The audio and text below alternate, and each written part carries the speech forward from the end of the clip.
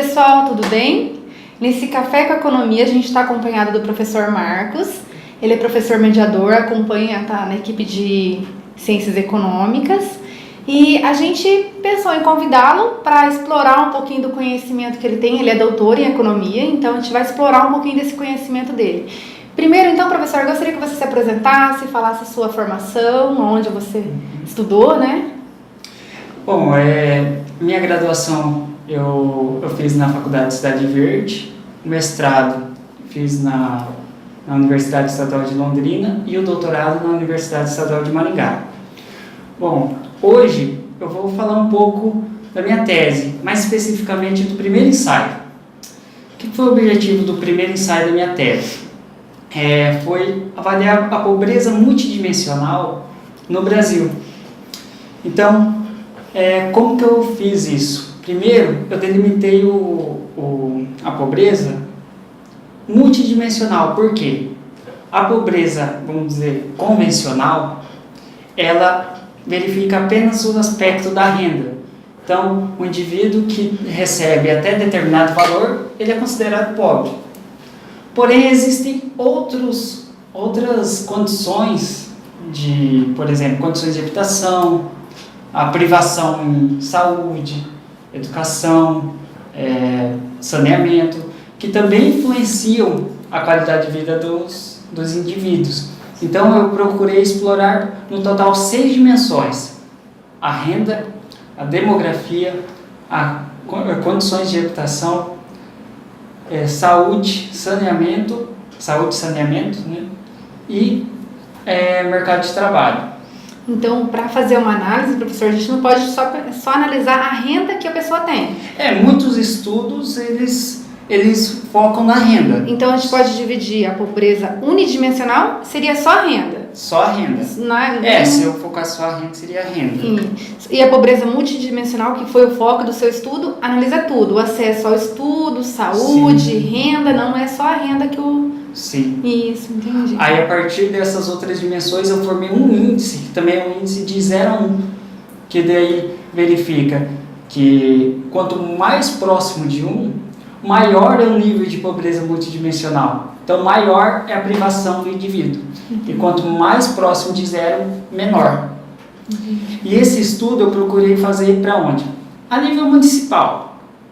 Só que como eu usei os anos de 91, 2000 e 2010, não tem um número exato de municípios iguais, né? Número igual. Né? Cria-se municípios. Foi criado mais de 1000 municípios nesse período. Entendi. Então, eu usei uma metodologia que verifica os municípios originais, chama área minimamente comparável. O que seria elas? Por exemplo, eu tenho 4 municípios que, a partir deles, foi criado um. Então, eu unifico esses municípios em apenas uma unidade espacial. Entendi. Assim como um município criou outro, eu mesclo eles. Então, eu fiz isso para todos os municípios que foram criados. Então, no total, deu 4.267 áreas mínimas comparáveis. Ou, como eu considerei no meu trabalho, municípios, que são os municípios originais. Então, o que eu utilizei como método? O método da econometria espacial. Mas o que é econometria espacial? Na graduação de vocês veem até a econometria, que seria a econometria convencional. Lá no segundo, terceiro ano, eles vão ter contato, né? No terceiro ano, né? Isso. Tem a econometria. Mas qual é a principal diferença da econometria com a econometria espacial? A econometria espacial, ela considera os efeitos espaciais. Por exemplo, na econometria convencional, você considera o impacto da renda no consumo. Na econometria espacial, além de considerar o impacto da renda daquele município no consumo daquele município, vai considerar o impacto da renda nos municípios vizinhos. Ela é mais abrangente. Ela é mais abrangente. Então, seria outra variável, que seria chamada variável defasada espacialmente. Então, qual que é a renda, por exemplo, aqui em Maringá? Qual que é o impacto de Paissandu, Sarandi, que são os municípios vizinhos, no consumo de Maringá? Então, você consegue ter esse impacto também. E no seu trabalho, como foi essa definição do seu estudo, da abrangência, que nem do Brasil? Como você definiu essa... Porque você consegue ter um maior número de informações. Entendi. E como eu usei o censo demográfico, eu tenho, em cada censo, em média, 20 milhões de informações. Muita coisa.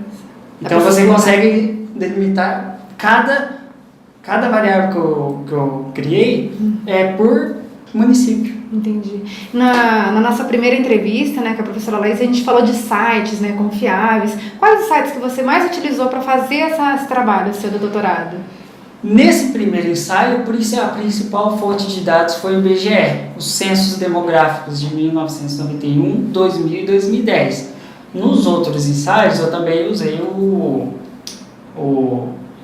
IPEA-Data e usei o censo. Na verdade, foram esses dois, não na minha tese, mas nesse foi só o censo demográfico. Entendi.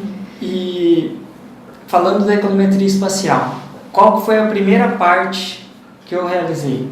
Foi análise exploratória de dados espaciais, não foi modelo.